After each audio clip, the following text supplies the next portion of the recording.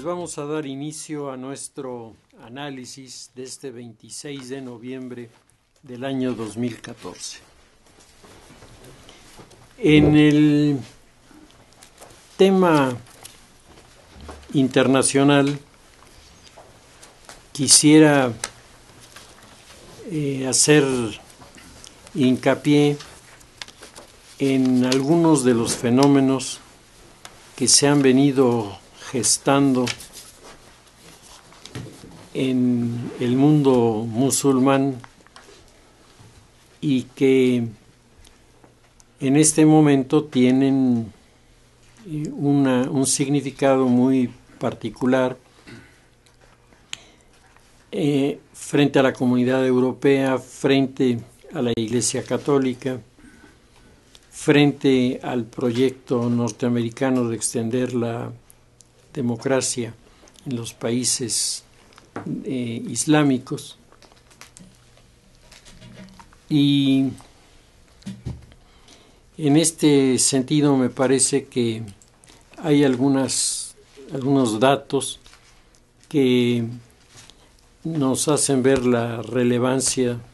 de estos problemas. El mundo ha visto con enorme disgusto, con repugnancia, las decapitaciones que se han venido haciendo, cuyas imágenes han sido lanzadas al mundo por la cadena Al Jazeera, que es el vocero oficioso de los grupos ultrarradicales, y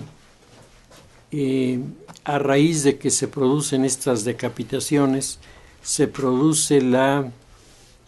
denuncia de que algunos de los personajes que han actuado como verdugos son ciudadanos europeos que han ido a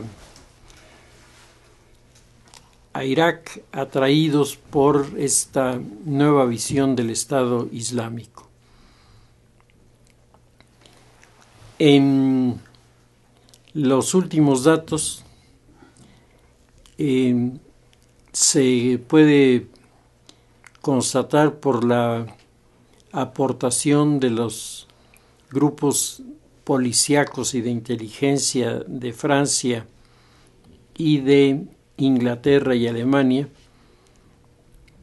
la salida de muchísimos jóvenes que son franceses, ingleses o alemanes,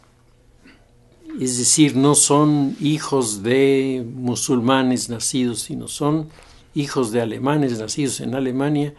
que se han vuelto musulmanes, y Francia reporta 1.100 jóvenes franceses que se han unido a la yihad, se han unido al grupo de Abu Bakr al-Baghdadi, que es el supuesto califa de los musulmanes, y estos jóvenes están compitiendo por tener los puestos más significativos en las organizaciones terroristas,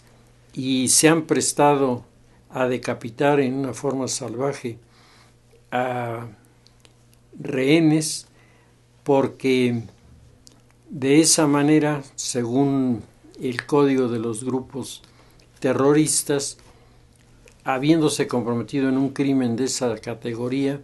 la lealtad de las personas queda automáticamente asegurada. El haber ejecutado a alguien de tu propia nacionalidad y haberlo hecho en público con la cara destapada está marcando niveles de radicalidad que no habían sido conocidos en el pasado.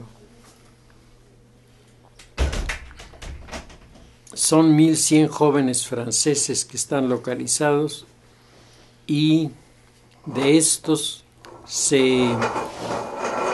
identifica a Maxime Houchard, francés, como autor de la última decapitación que pasó por la televisión de Al Jazeera. Los alemanes han aportado a esta legión extranjera del yihadismo en Irak 500 jóvenes. Y de estos 500 jóvenes, lo que llama la atención es que la gran mayoría provienen del grupo de los skinheads alemanes, es decir, de los cabezas rapadas, que están aparentemente más interesados en la defensa en Alemania frente a la invasión de los turcos, pero que están al mismo tiempo generando esta doble punta de lanza sobre los acontecimientos. Por un lado, están en los grupos de skinheads golpeando a los turcos y quemando sus casas, y por el otro están sirviendo a los intereses del Estado Islámico como mercenarios que han decidido dedicar su vida precisamente al terrorismo. El siguiente país en orden de importancia de los jóvenes es Bélgica, en donde hay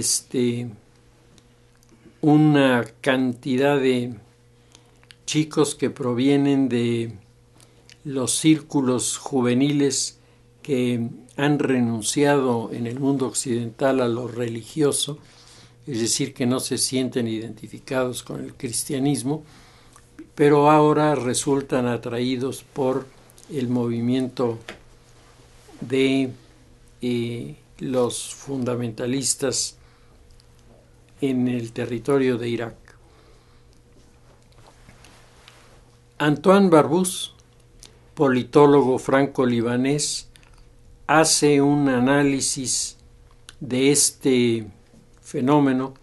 y dice, bueno, en primer lugar, esto es un mensaje para los franceses, porque está indicando que al interior de Francia se pueden generar vocaciones terroristas, y en el caso de Bélgica, Barbusse protesta porque dice que el Estado, el gobierno de Bélgica, está dando dinero para las mezquitas como una, digamos, aportación que el Estado le da a las iglesias. Entonces, aunque no son una iglesia los musulmanes, el Estado francés ha llegado a la conclusión de que por equidad hay que darles a unos y darles a otros. Entonces el dinero que se está entregando a las mezquitas es el dinero que está siendo utilizado para capacitar gente y convertirlo en terrorista, y luego mandarlos por lo pronto, dice Barbusse, los están mandando a Irak, pero el día que se les ocurra los ponen a funcionar en Bélgica o los ponen a funcionar en Francia, y las consecuencias pueden ser sumamente serias. El analista de la cadena Al Jazeera, apellidado Ikvibek, hace una explicación de lo que está sucediendo en Irak y dice que el planteamiento de la existencia de un califato, que ustedes se acuerdan, nosotros lo comentábamos aquí hace 2 meses, hoy se ha convertido en el imán que atrae a una cantidad de líderes de diferentes corrientes del Islam que están identificados en la práctica del terrorismo, convencidos de que la creación de lo que los islámicos llaman el Daesh, así llaman al Estado Islámico, el Daesh está dando identidad a quienes pelean por su causa, les está dando radicalidad en su fe, porque supuestamente llevan a cabo todas estas cosas a partir de su convicción religiosa. Y por otro lado, están enviando al mundo una señal constante, primero de su presencia, de su fuerza, de que lo que dicen lo cumplen. Y esto, dice Vivek, tiene un trasfondo sumamente peligroso, porque mientras el mundo occidental sigue preocupado por si el petróleo va a subir o no de precio, los terroristas ignoran todas estas realidades y se concentran en un objetivo, que es radicalizar las comunidades islámicas que viven fuera del territorio de el Medio Oriente. Los jóvenes que están participando, unos están siendo mantenidos en Irak, los han agregado a estos organismos del yihad que se encargan de decapitar a los rehenes, pero otro grupo de los jóvenes que han llegado a el territorio de Irak ha sido desviado el grupo a los lugares en donde la yihad está librando una guerra muy importante. Y destaca Basbus, el politólogo franco-libanés, destaca que los lugares a donde están yendo los jóvenes todos son francófonos, en todos lados se habla francés, todos esos lados, y se han incorporado a los grupos de los frentes de liberación de la República de Malí, a los grupos de Al-Qaeda ubicados en la República Centroafricana, y están además aceptando la presencia de los grupos juveniles en Irak para hacerle frente a las personas que, organizadas desde el gobierno iraquí, cada vez más débil, tratan de crear una contracorriente en el territorio iraquí que frene a los partidarios del Daesh y le dé al modelo político democrático que intentó imponer Bush, le den un poco de posibilidades. Se han estado escribiendo varios textos sobre los acontecimientos en la zona de Irak, y uno de los libros que más ha venido a levantar comentarios se titula Van al paraíso, se encuentran con el infierno, en donde hace el relato de algunos jóvenes que se fueron atraídos por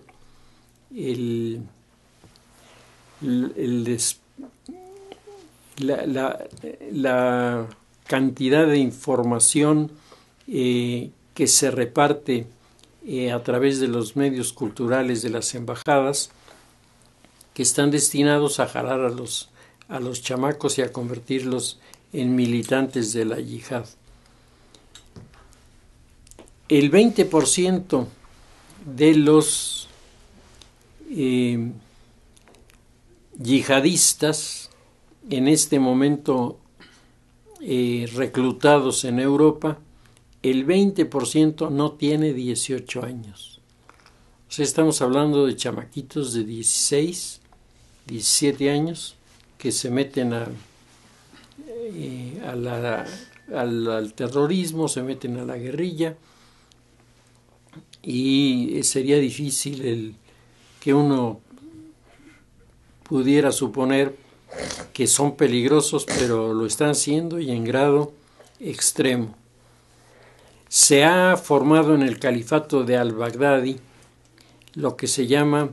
el ejército territorial, que son 31,000 efectivos. Yo creo que una fuerza armada de 31,000 personas fanatizados con las ideas de la yihad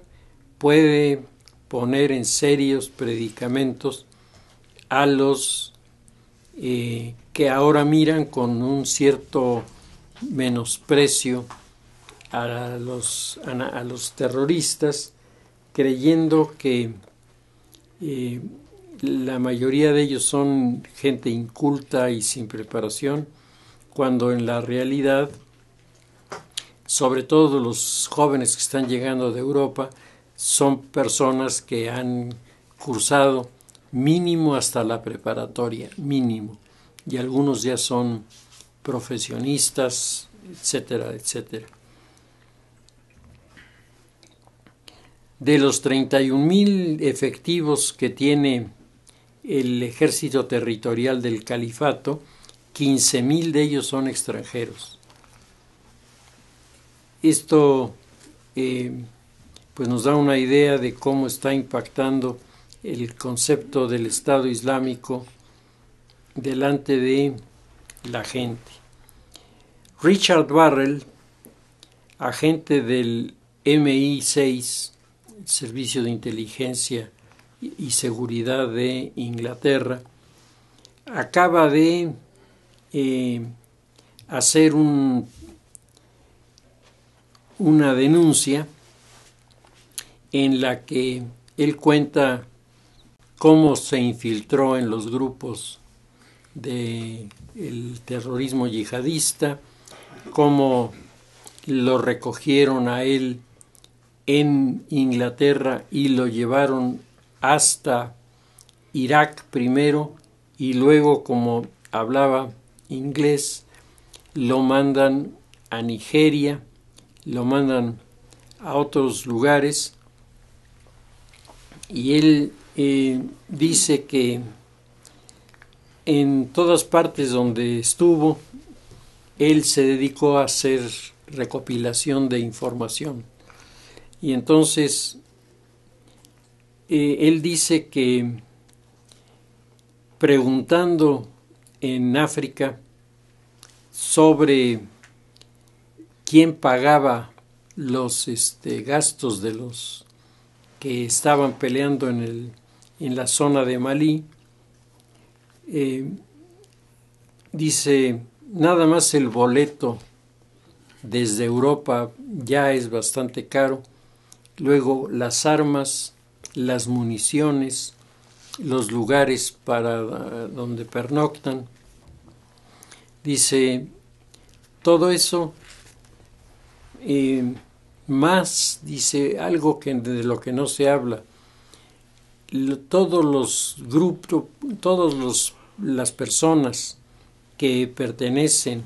al ejército territorial, todas tienen sueldo. Y los sueldos van desde 160 euros a la quincena hasta 480 euros a la quincena, dependiendo de su grado de preparación Entonces, dice, yo preguntaba, ¿y de dónde sale ese dinero? Porque cada 15 días a la gente no les pagan con cheque, les pagan con efectivo, porque hay una campaña del Estado Islámico contra los bancos, porque los bancos dicen son la mano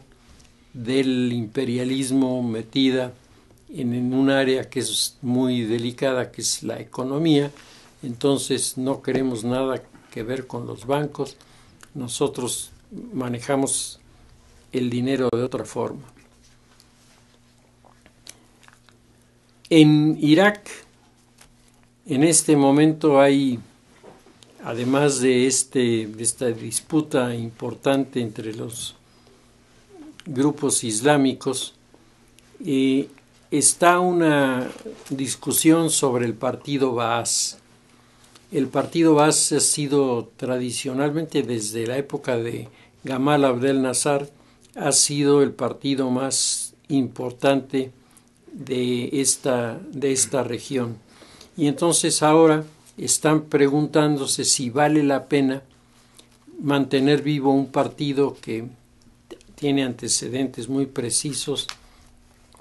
de su origen y su intento de influencia egipcio. Entonces ahí hay un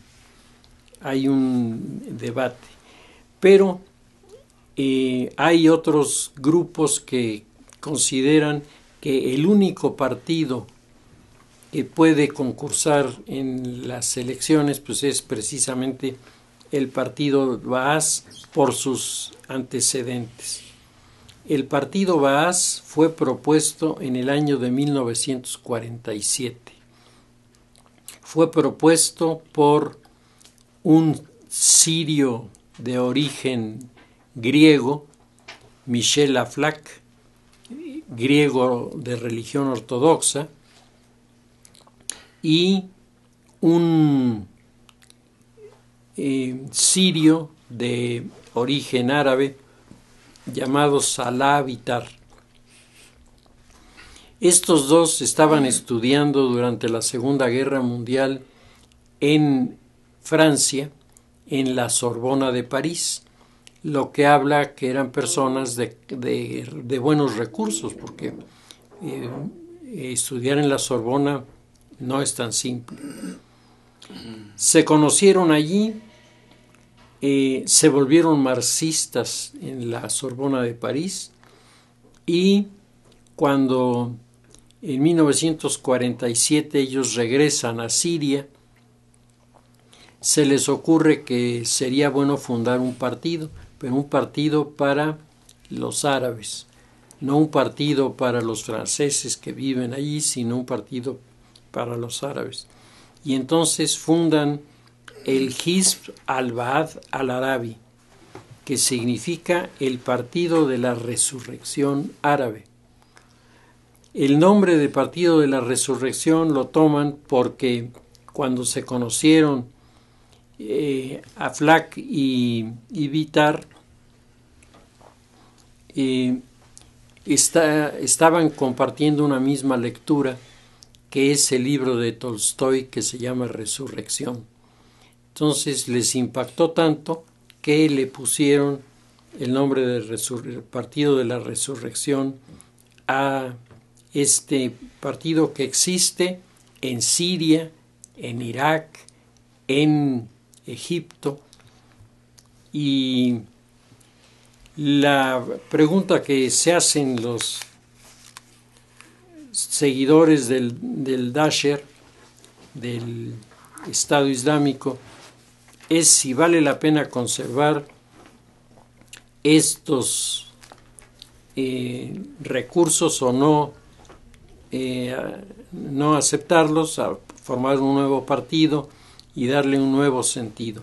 sobre todo porque trae mucho el mensaje comunista, pero el Medio Oriente también está sufriendo en medio del retorno de muchos grupos que, dada la caída del gobierno, han comenzado a tratar de revivir, y entonces ideas que hace años estaban abandonadas comienzan a darse a conocer. Por lo pronto, independientemente de lo que hagan con el partido, comienzan a llegar reconocimientos de grupos yihadistas de otras partes a la figura del califa. Como yo les había comentado, la idea del califa es una idea sensacional, porque está aglutinando como nunca a los grupos musulmanes y les está dando además una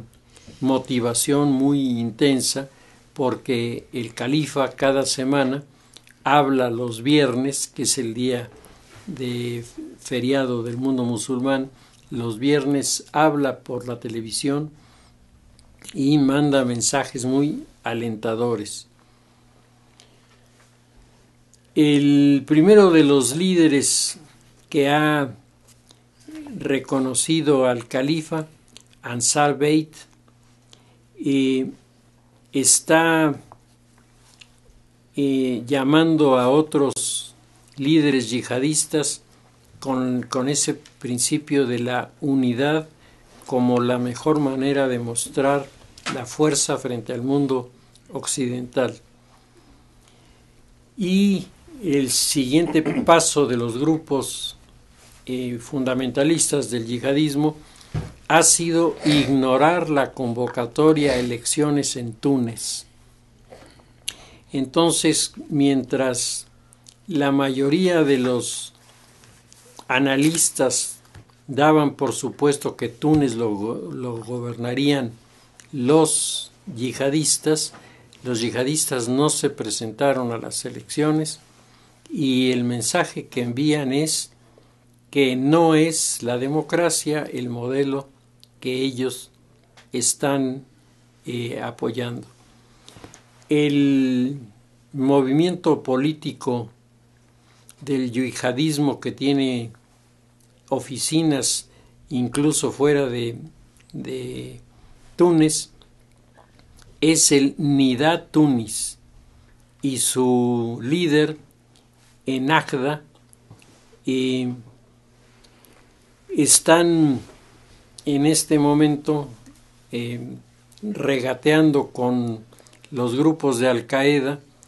la aceptación de la Sociedad de los Hermanos Musulmanes, que es la más antigua de las instituciones orientada a la defensa del mundo islámico, y que ahora ven como una alternativa para hacer una alianza. Ustedes acuérdense que el gobierno que intentó surgir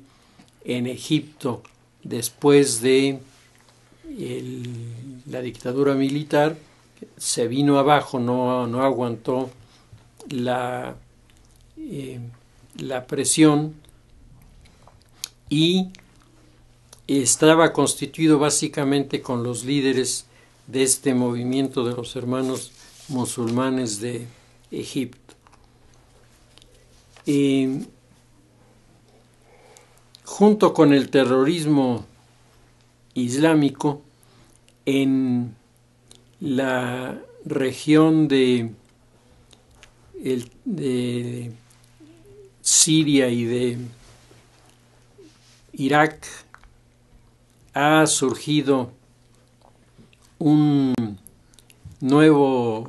teórico, Sayyid Qutb, que ha iniciado una interpretación del Corán a la luz de ideas sociales o socialistas. Entonces, este Sayyid Qutb ha creado la escuela del salafismo. Salafismo es fundamentalismo, pero si ustedes en España hablan sobre este tema, o en Francia, del otro lado los que saben dicen son los salafistas. Así como uno puede identificar a los de Al-Qaeda Ellos dicen son los salafistas. Según la tradición islámica, el salafismo es una de las interpretaciones del Corán más antiguas que existe. El grupo salafista en este momento tiene los siguientes propósitos. En primer lugar, los salafistas quieren el reconocimiento del Frente de Liberación Saharaui, es decir, toda la parte fronteriza del Sáhara con los estados ya constituidos. Ahí está el Frente Saharaui y los salafistas están porque se les reconozca. Segundo, los salafistas están a favor de la desaparición de las fronteras en Marruecos y exigen la salida de los españoles y franceses de Marruecos para dar por terminada la presencia del mundo europeo en el norte de África. Por otra parte, los seguidores del salafismo están creando en las comunidades de musulmanes que han emigrado, les están dando cursos para mentalizarlos de que el mundo musulmán fue en realidad el creador de Europa. El mundo musulmán realmente tuvo una muy fuerte influencia, pero no es el creador de Europa. Pero ellos están metiendo estas ideas y el salafismo tiene un propósito muy concreto, sobre todo a partir de este referéndum hecho en España sobre los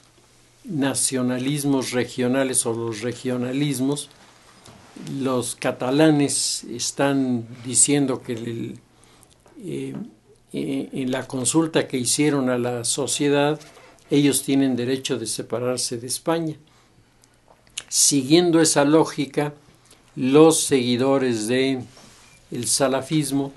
están proponiendo la separación de Andalucía del territorio español y la integración de Andalucía al movimiento salafista como una de sus más antiguas presencias y pertenencias existida en Europa. A nosotros nos puede parecer esto una mala broma. Es como si alguien nos dice que los cholultecas van a llegar mañana y van a decir todos los de aquí para afuera porque nosotros estábamos antes que ustedes. Pero para los musulmanes esto no es una barbaridad, es algo que hay que intentar a ver qué se puede lograr. Entonces, el salafismo ha tomado estas medidas y ha desarrollado y alentado la persecución de los coptos. Los cristianos coptos, como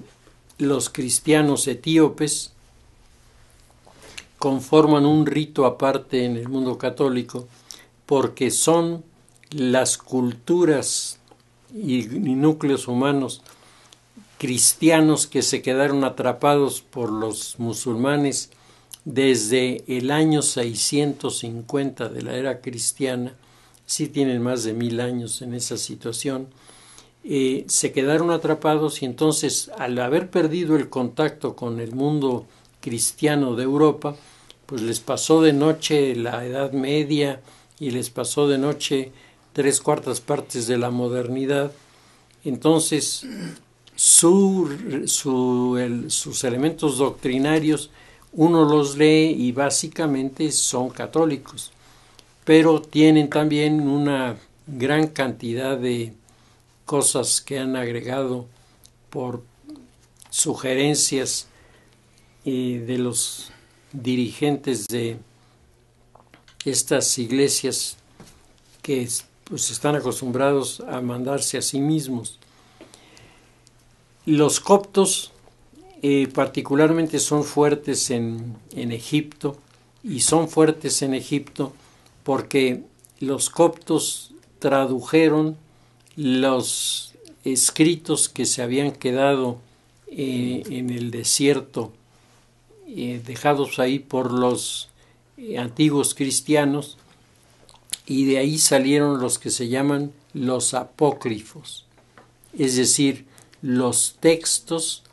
que están ahí relatando cosas del periodo evangélico, pero los autores son personajes desconocidos, o bien es el Evangelio de Judas y el Evangelio de María Magdalena, que tanto revuelo han armado, ¿no?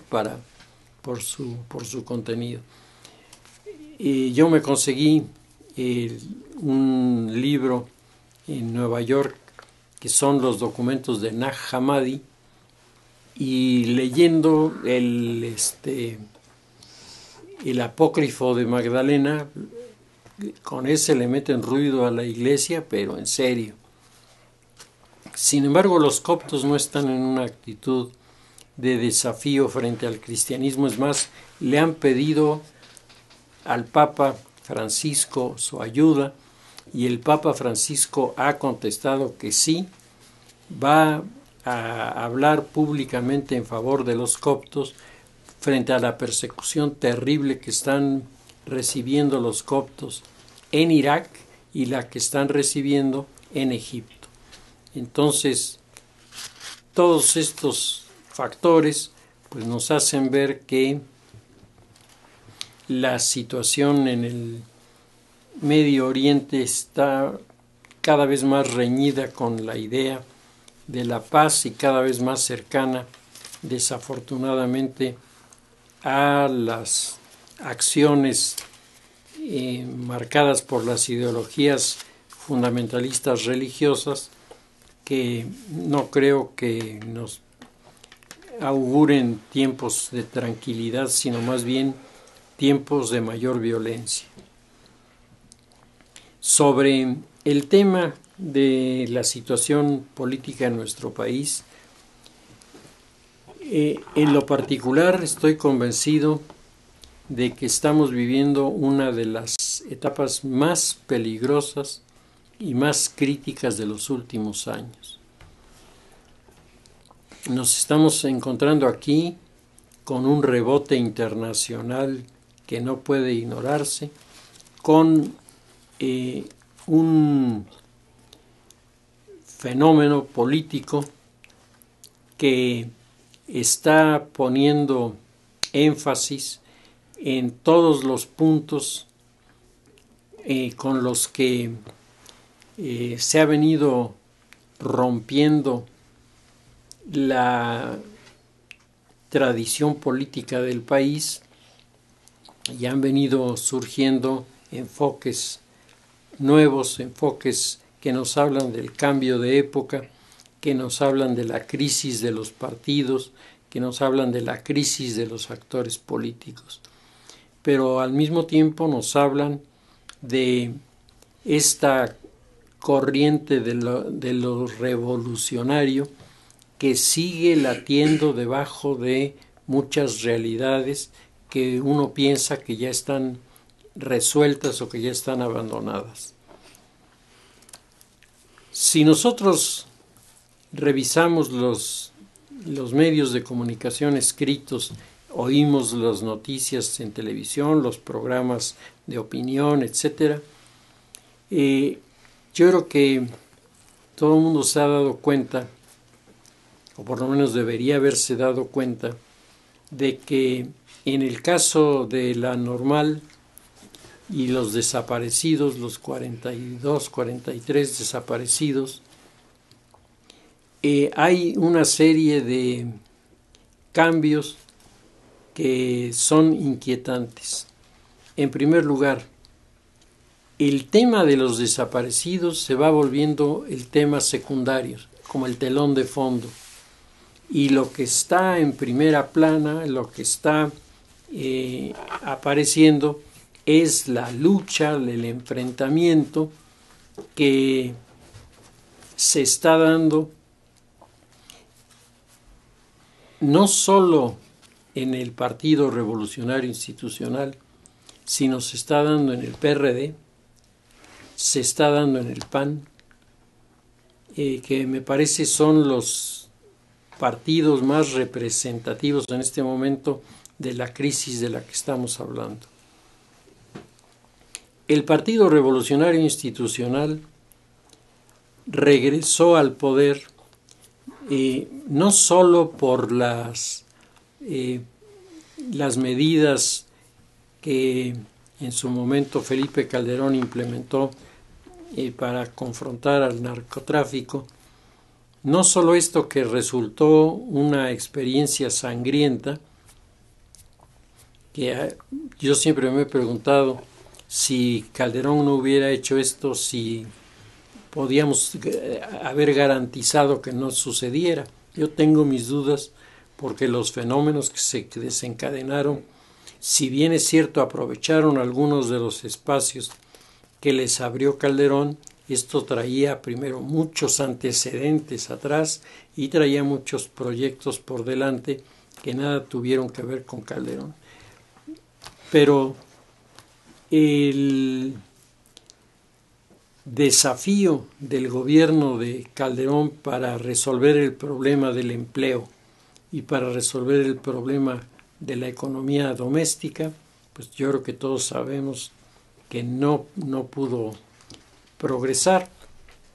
que las reformas fueron vetadas por el PRI, porque el PRI quería imponer, si no imponer, sí, cuando menos ser el factor para el apoyo a estas reformas que tanta falta le hacen al país. Y el régimen de Felipe Calderón dejó el mensaje de en el terreno de lo criminal las cosas no han salido como se habían pensado, pero en el terreno de lo económico no hemos propiciado el derrumbe. La economía, la macroeconomía quedó más o menos segura. No hemos crecido gran cosa, pero no hemos crecido gran cosa porque también nuestros vecinos no han crecido. No solo no han crecido, sino se han deteriorado de manera muy importante, y entonces esto queda ahí para ser resuelto en otras condiciones. La visita del Papa, las visitas del Papa, las declaraciones de los organismos religiosos, etcétera, crearon en este mismo periodo incomodidad en los sectores liberales, que se sentían provocados, desafiados, cuestionados y organizados en torno a la figura del secretario de Educación, que es el que hizo toda la negociación para que se fusionaran los grupos del pasado con los jóvenes, con los nuevos, y crearan una alternativa viable para la sucesión presidencial. El secretario, el ahora secretario de Educación, convoca a personalidades del mundo liberal, algunos ligados a la masonería y otros no, los convocan, hacen una alianza, forman un grupo, le meten recursos económicos importantes, logran convencer a los sectores del partido que busquen una figura que resulte atractiva en la presidencia, y finalmente la figura es la de Enrique Peña Nieto, que va acompañado de otra figura también atractiva, que es la figura de la esposa, la nueva esposa. Hay visitas al Vaticano, la solicitud de anulación del matrimonio, en fin, hay toda una serie de acciones que presentan ante la sociedad mexicana una imagen de triunfo que yo no recuerdo haber vivido en relación al PRI en ningún otro momento. Este triunfo de Peña Nieto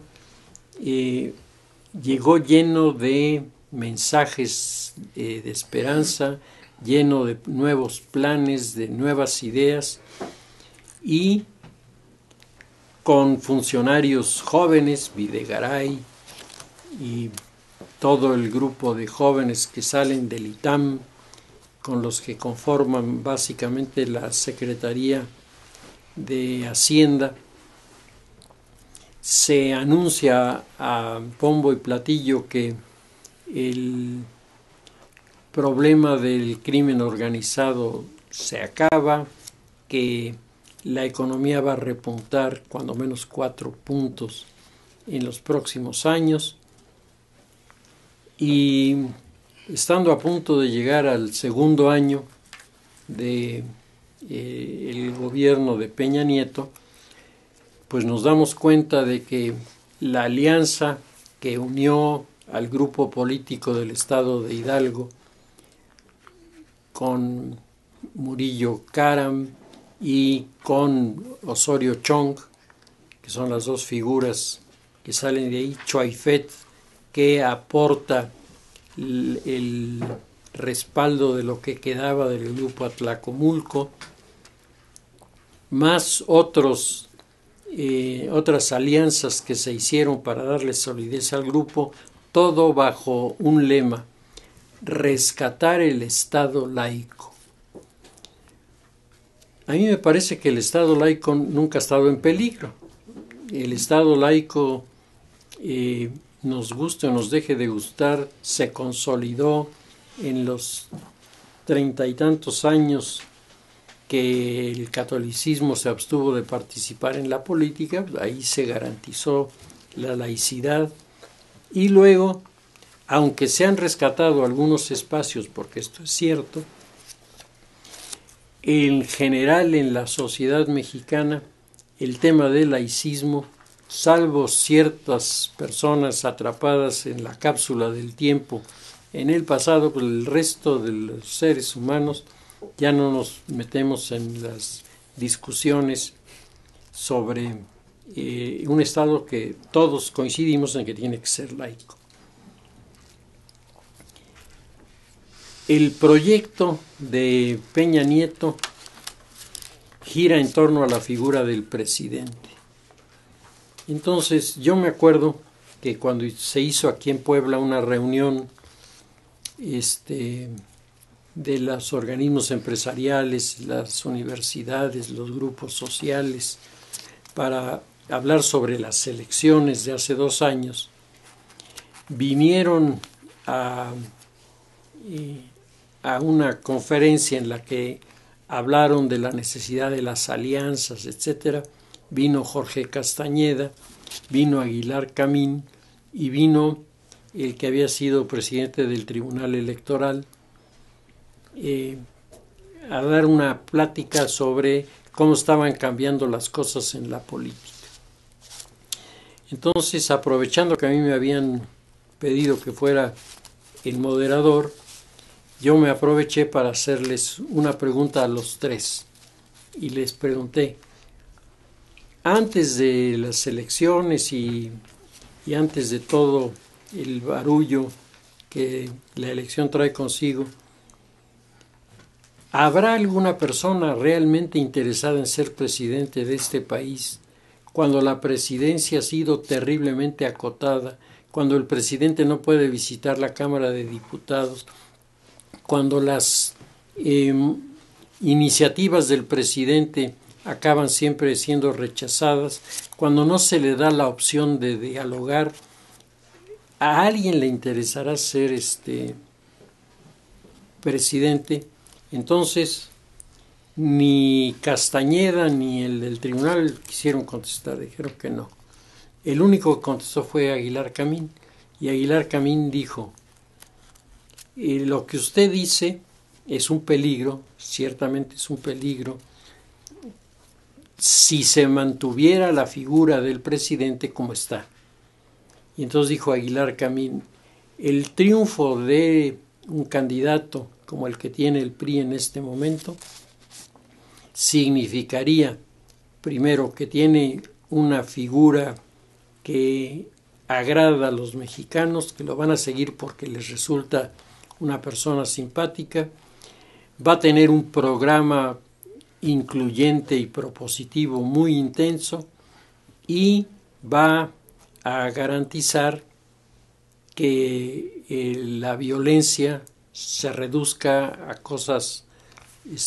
aceptables en este país. Y todavía dijo, para terminar: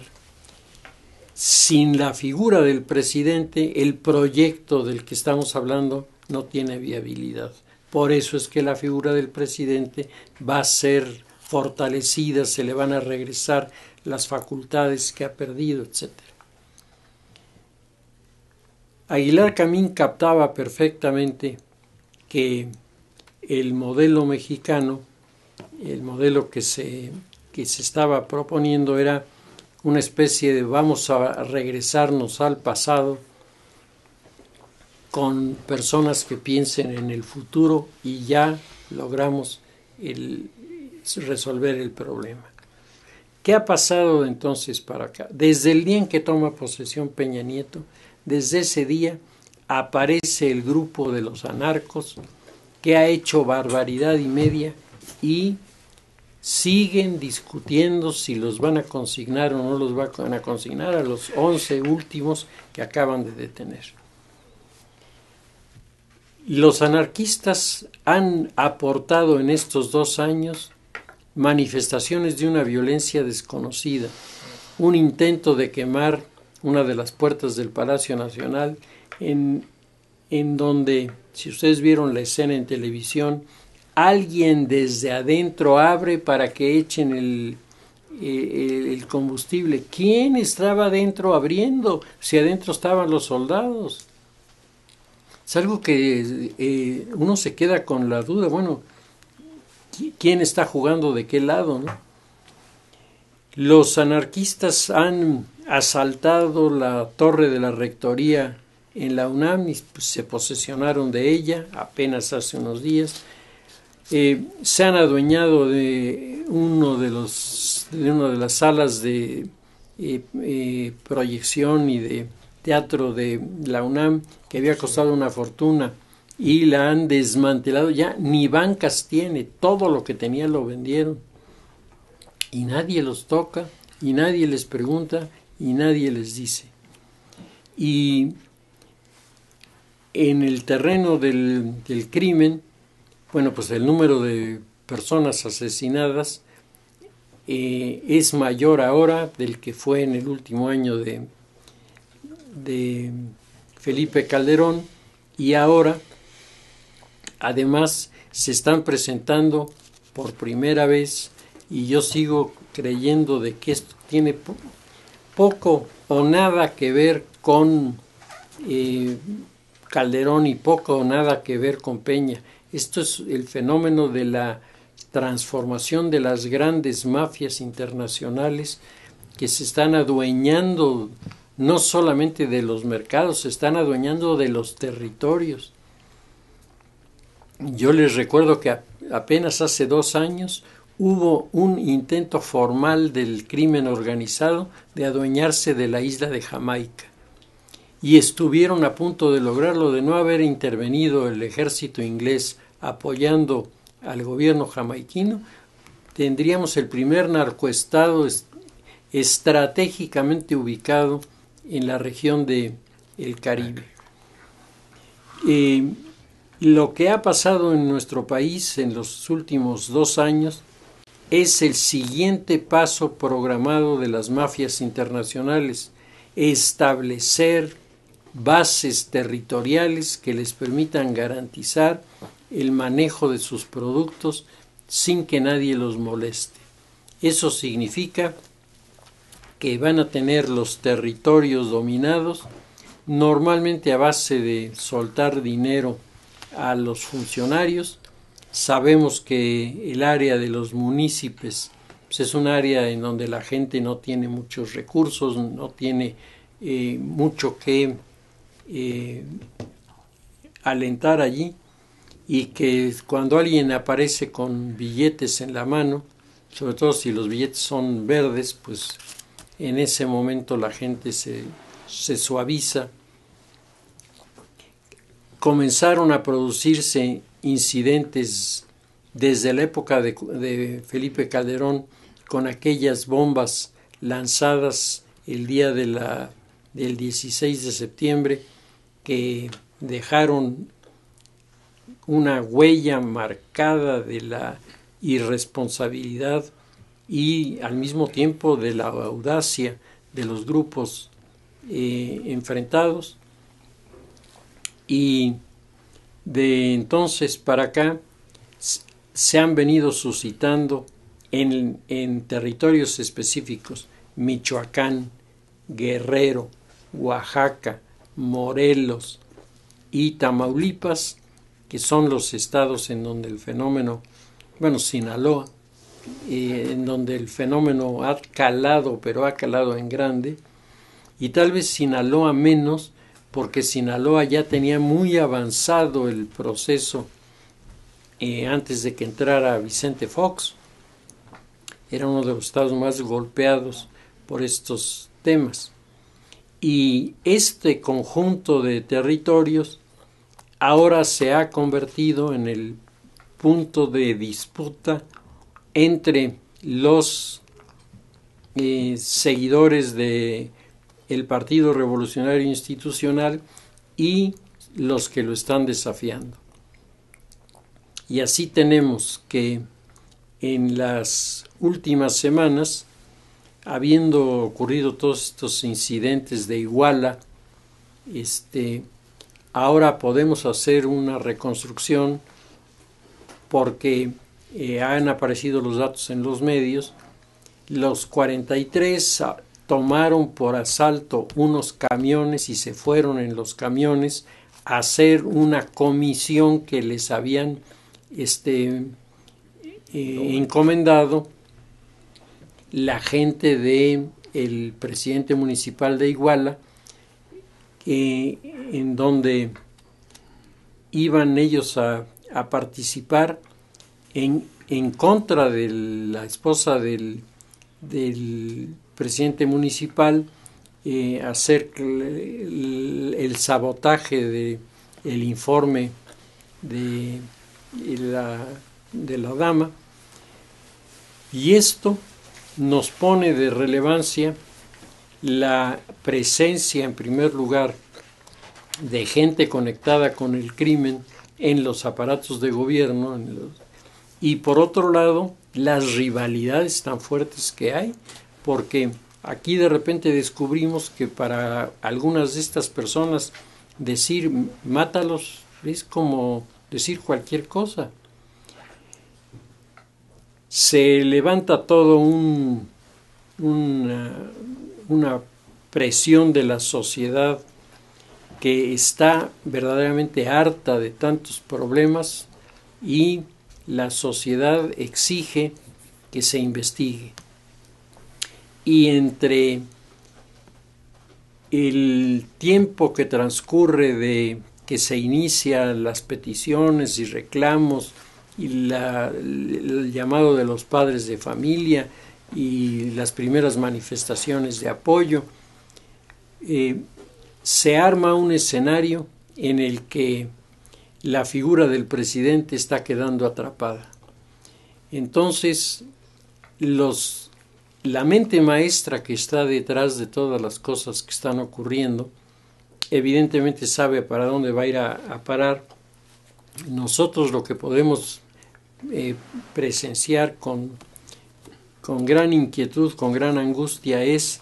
cómo han cambiado el sentido de las acusaciones. Ahora la acusación no es contra el gobernador de Guerrero o el presidente municipal, la acusación es contra el presidente. cuando el presidente estrictamente no tuvo que ver en el asunto, él no mandó a hacer las cosas, él no ejecutó a nadie, él es el presidente. Pero alguien está pensando que es un presidente que se está haciendo polvo en las manos de sus seguidores. Un presidente que se le está viniendo abajo el Pacto por México, un presidente que está teniendo una crisis económica en el país verdaderamente terrible, provocada por las cuestiones violentas, pero también por la propia situación internacional. Hace un momento estaba viendo el noticiero de la Deutsche Welle, el debate ayer en el Parlamento, en donde los parlamentarios le preguntan al representante del Ministerio de Relaciones Exteriores qué está pasando en México. Y él dice, no se fíen de la prensa, en México las cosas no están así, tenemos que invertir allá. Y los otros, el resto diciendo, no, ¿cómo vamos a invertir? ¿Cómo vamos a ir a México? México está en una situación de ingobernabilidad que vuelve este asunto muy peligroso. Pues el escenario que se presenta me parece a mí sumamente peligroso porque si ustedes se fijan la cantidad de personas que dice Peña renuncia, es verdaderamente impresionante. Y ante un movimiento así, con una situación de desaliento de la sociedad, las posibilidades de querer mover la estructura para que se caiga, me parece que están dadas. Y lo riesgosísimo que podría suceder es que alguien lo quisiera encabezar, porque en ese momento los organismos internacionales, los medios de comunicación, etcétera, están abiertos a una posibilidad de cambio político en el que solo hay un beneficiario en este momento. Y el beneficiario se llama Andrés Manuel López Obrador, sin la menor duda. Habiendo renunciado Cuauhtémoc Cárdenas al Partido de la Revolución Democrática ayer, es un elemento más en favor de Andrés Manuel López Obrador y es una zancadilla que Cárdenas le mete a su propio partido para, en cierta forma, minimizarlo y dejar muy claro, se trata de este y contra el otro, se trata de López Obrador tratando de quitarle el piso al presidente con la idea de te vas y yo no paso una vez más por el trago amargo de las elecciones, directamente a lo Evo Morales, directamente al poder y nos quitamos de cuentos. Si les parece, lo dejamos aquí y seguiremos con este tema la semana próxima.